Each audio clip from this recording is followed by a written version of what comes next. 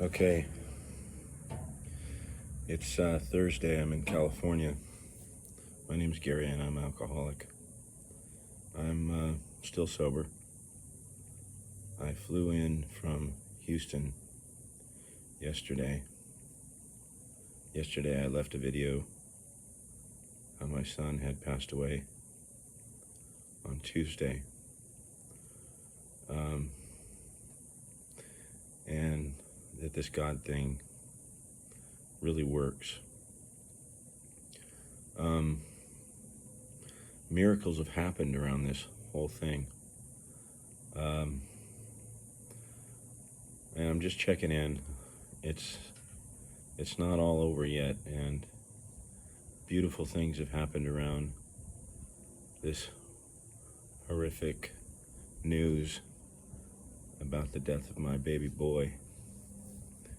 And he was, I said 26 years old yesterday. I was still in shock.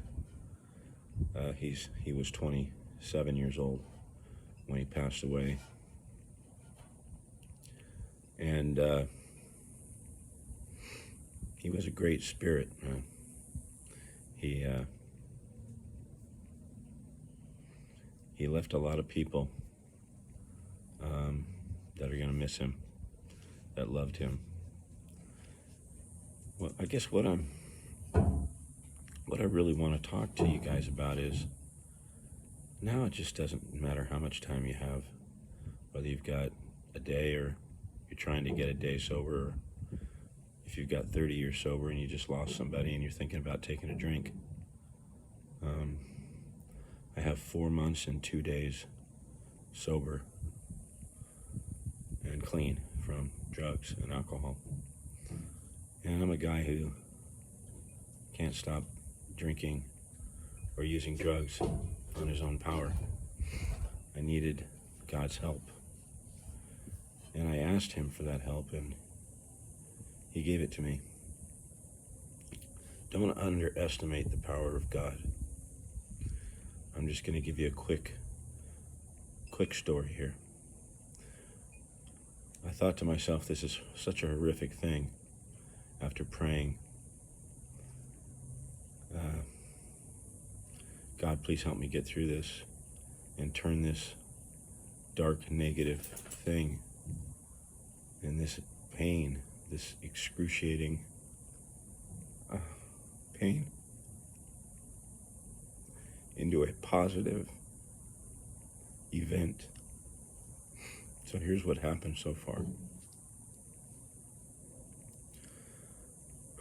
My mother and my sister haven't spoke for 10 years. Typical family resentments. Nothing out of the ordinary. Had to do with pride and finances or something.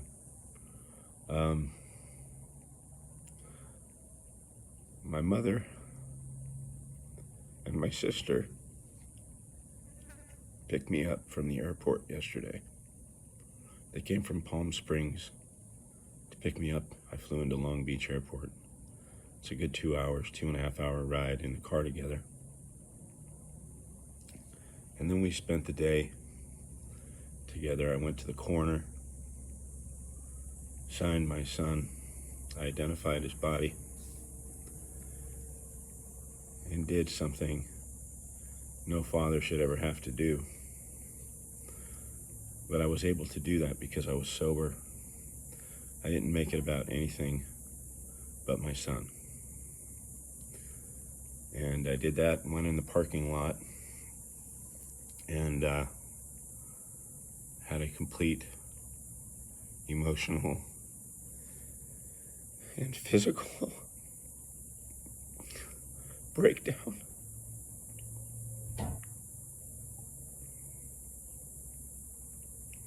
Put it together, got back in the car,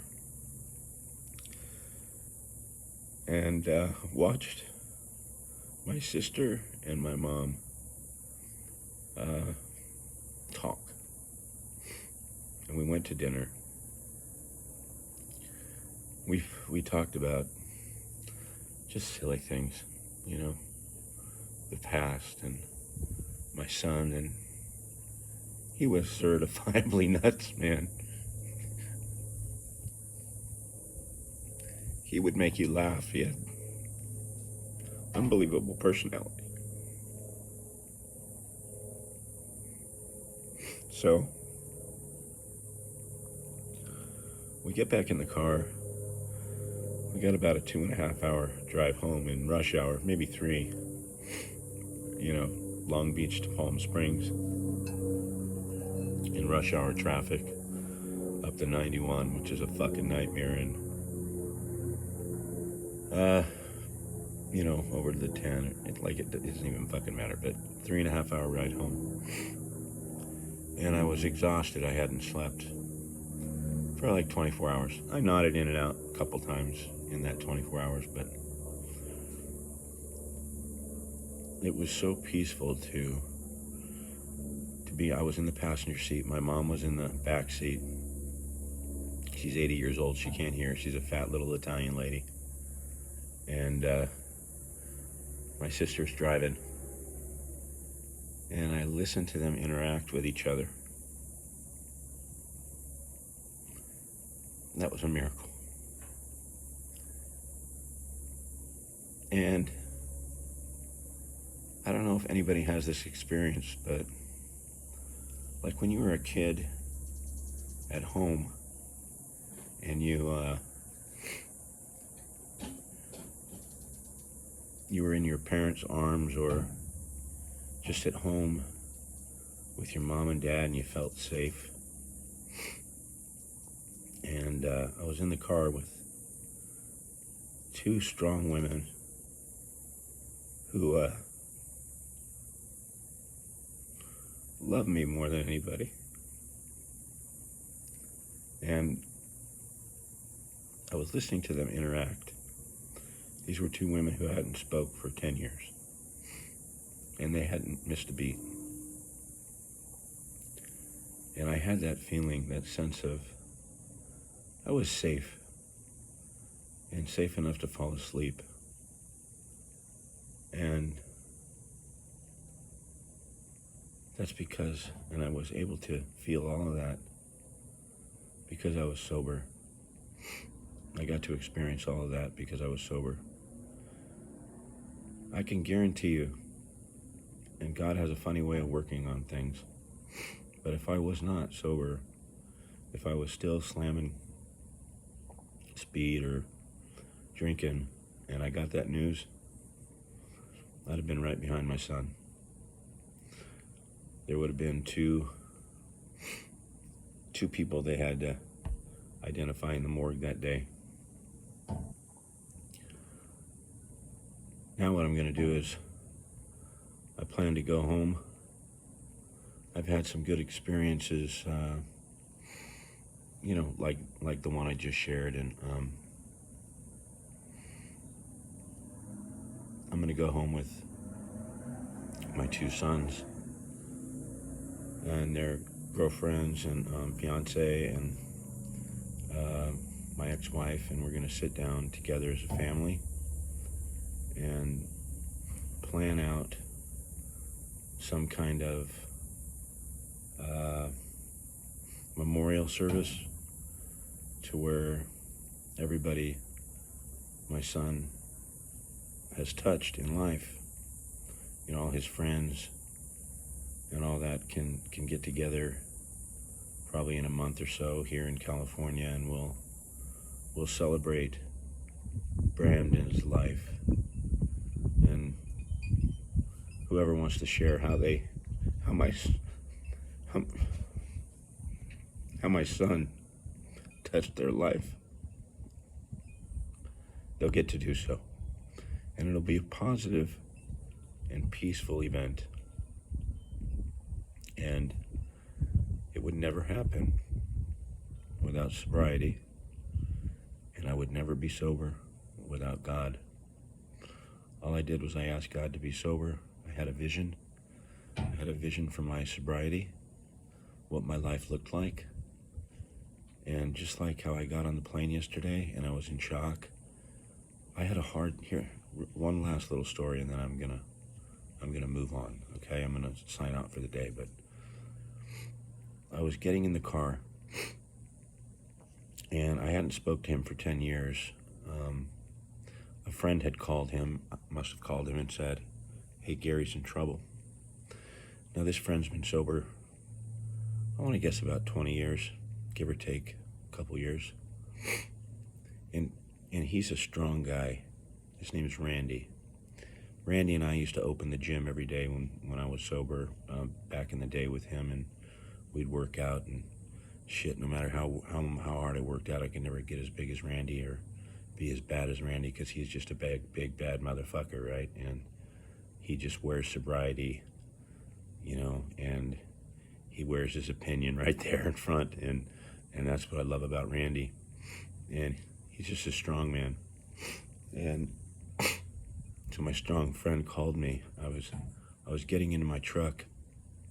I was gonna pick up my son. He was gonna take me to the airport, and I was thinking, fuck, man. All I did was throw a bunch of dirty clothes in a bag, and I don't even know how I got in my truck, and I'm going, how the fuck am I gonna travel to California, right? How in the fuck can I do this, man? I'm a basket case. I'm a complete basket case. How am I gonna fly? How am I gonna talk to people? How am I gonna sit there without being a fucking snot flying and shit all over the airplane, And I get in the truck, and the phone rings. I don't know who it is. I answer it. He goes, "Hey, Gary." And I go, "Oh, fuck, man. It's Randy." And that voice gave me strength, man. And I'll tell you why. Because it didn't help, or it didn't hurt, him being the big, bad, tough friend that I knew. This is the guy that if you're going to walk through a dark alley at night and he's your friend, you guys got each other's back. That motherfucker has your back, and that's the best guy you want to have your back, okay? And hopefully he knows that about me too. But he does. So I know it's him, and I just broke down, man. Like, we don't do it alone, man. We don't do these hard times alone. This is a guy I hadn't talked to for 10 years because I fell away from the group, right, of AA and NA and all that stuff. And then I just got back on the horse, 4 months and 2 days ago. Randy heard I was in trouble. Randy and I are friends. Those friends that are always your friends through life. You just lose touch with them or whatever. And he says, "Gary, I live in Arizona now, not far from Palm Springs or Indio, where I am now. I'm going to come see you over the weekend." That was enough to go, oh, fuck, man, I'm going to see my buddy Randy in California. I'm getting on that plane, right?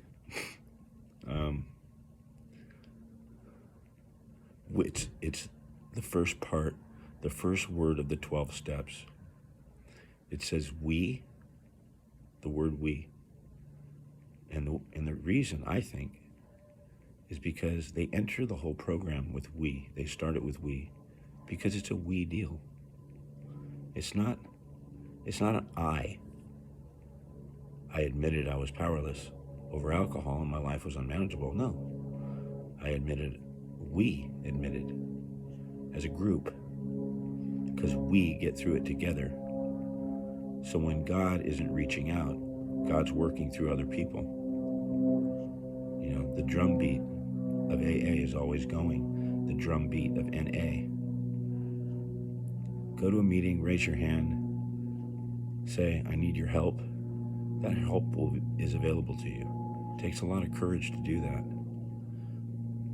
It says in the big book, all men of faith have courage. Look, I'm not tooting my own horn, but it took a lot of courage to do what I did yesterday. I got on that plane to go identify my dead son and sign him out of a morgue. I couldn't have done that if I was drinking and using drugs. I hope you never have to do that. But what I do hope for you is you take a 5-day God challenge like I mentioned in the previous videos. Get on your fucking knees. Ask God to help you. Then get to a meeting. Raise your hand. Say, I need your help. How do I do this, guys? You guys have been doing this for a while. Just show me the way. I never want to drink or use again. I know, since I've turned this whole event, this whole death of my son, my baby boy, right?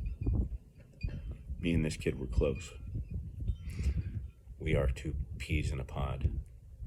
There's no doubt when we're sitting together, you could pick us out of a room and say, that's a father and a son. Not only do they have bad attitudes, right?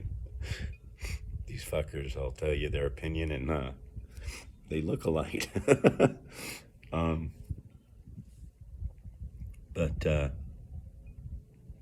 I lost him, and it took courage to get on the plane and do what I had to do. I couldn't do it without God, without sobriety, and without the people in AA, the people doing this thing that we do. Join this thing that I do. Join this thing that we do. Nobody does it perfectly, but join it and we can do it together. We can walk through these things together. Until tomorrow or the next time you see me, it'll be very soon though, because I'm going to keep you guys posted on how this event transpired and what's unfolded, because there's no doubt in my mind it'll be miraculous. Remember the five-day God challenge. Plus, get on your knees, have a vision, ask God for help. If he gets you through a day, say thank you. Do it again the next day and help someone.